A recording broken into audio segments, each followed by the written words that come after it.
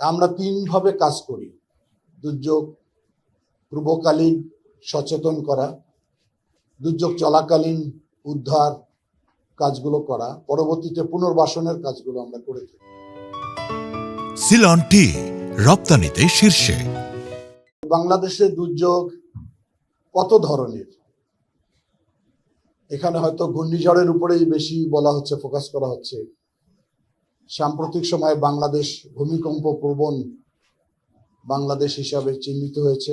বিশেষ করে আমাদের ঢাকা ভূমিকম্পের জন্য খুবই অ্যালার্মিং। এর বাইরে সাম্প্রতিক কয়েক বছর ধরে বজ্রপাতটাও কিন্তু মারাত্মক আকার ধারণ করেছে আমাদের দেশে। বন্যা, জলোচ্ছ্বাস, ঘূর্ণিঝড় এগুলো তো লেগেই আছে আমাদের। সবচেয়ে ক্ষতিগ্রস্ত হয় কারা? যারা সবচেয়ে দুর্বল শ্রেণীর মানুষ, অর্থনৈতিকভাবে পশ্চাৎপদ, গ্রামে অবস্থান করে, তারাই দুর্যোগে সবচেয়ে বেশি ক্ষতিগ্রস্ত হয়। আর সবচেয়ে আক্রান্ত হয় আমাদের শিশুরা, যেহেতু তার শারীরিক সক্ষমতা খুবই কম।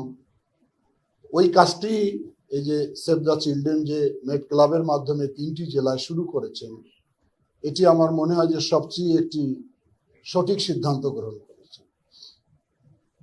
আমরা ইতিমধ্যে আলোচনা করেছি, ওনারাও প্রস্তাব রেখেছেন, আমার সঙ্গে কথা হয়েছে যে শিক্ষা মন্ত্রণালয়ের সঙ্গে এবং তথ্য মন্ত্রণালয় এবং আমাদের মন্ত্রণালয়, 3টি মন্ত্রণালয় মিলে স্কুল বেজ বাচ্চাদের ড্রিলের মাধ্যমে, মহড়ার মাধ্যমে তাদেরকে দুর্যোগের পূর্বকালীন প্রস্তুতি, দুর্যোগ চলাকালীন তাদের কি করণীয়, তাদেরকে সচেতন করার জন্য আমরা শীঘ্রই কার্যক্রম শুরু করব। এই কাজগুলো যত বেশি শিশুদের মধ্যে ব্যবহারিক বিষয়ে জ্ঞান দেওয়া যাবে, তত বেশি তারা সচেতন হবে। এবং উনি একটু আগে যিনি বললেন যে প্র্যাকটিক্যাল জিনিসটা মানুষের, বাচ্চাদের কাছে সবচেয়ে বেশি মনোযোগ আকর্ষণ করে, সেটাই বাস্তব। গল্পের আকারে বললে আরো ভালো লাগে তাদের কাছে। আর শুধুমাত্র যদি আমরা পড়াশোনার মাধ্যমে থিওরিটিক্যালি কোনো জিনিস বলতে চাই, সেটা খুব বেশি ধারণ করতে পারে না।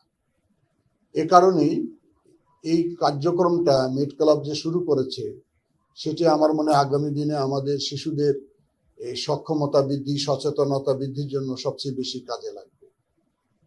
আমি আশা করি যে বাংলাদেশ একটি জনবহুল দেশ এবং ব্যাপক জনগোষ্ঠী বেশিরভাগ গ্রামে বসবাস করে। স্বাভাবিক কারণে তাদের লেখাপড়ার সুযোগ সীমিত, তাদের ধারণাও অনেক সময় অনেক ব্যাপারে সীমিত থাকে, কিছু কিছু মানুষের ভিতরে অবহেলাও থাকে, যার জন্য অনেক ক্ষেত্রে অনেক ধরনের দুর্যোগের মধ্যে আমরা পড়ে যাই। সাম্প্রতিক সময় আপনারা দেখেছেন দৌলতদিয়া ঘাটে একটি বাস কিভাবে পানিতে নিমজ্জিত হয়ে গেল। একজন ড্রাইভারের সঠিক সচেতনতার অভাবেই দুর্ঘটনাটা ঘটে গেছে, কিন্তু কতগুলো প্রাণহানি হয়ে গেছে, শিশুও মৃত্যুবরণ করেছে সেখানে।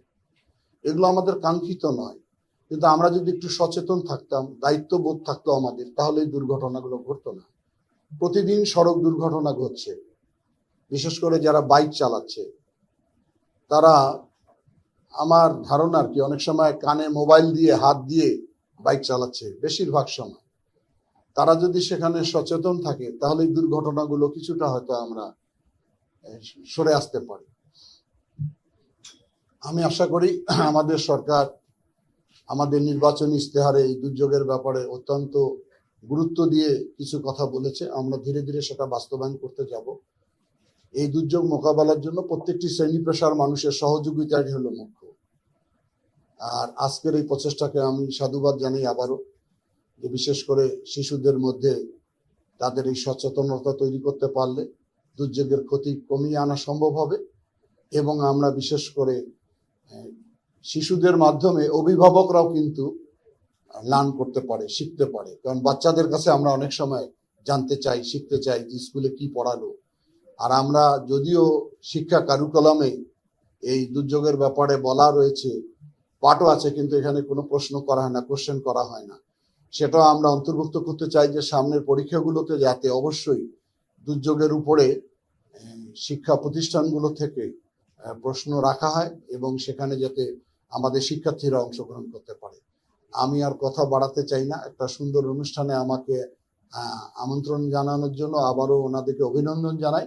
আমি আশা করব শুধু 3টি জেলায় নয়, পর্যায়ক্রমের জন্য বাংলাদেশের 64 জেলায় প্রত্যেকটি শিক্ষা প্রতিষ্ঠানে এই কার্যক্রম ওনারা চালু করেন এবং এই ব্যাপারে আমাদের মন্ত্রণালয় যত ধরনের সহযোগিতা আমরা তাদের ধন্যবাদ।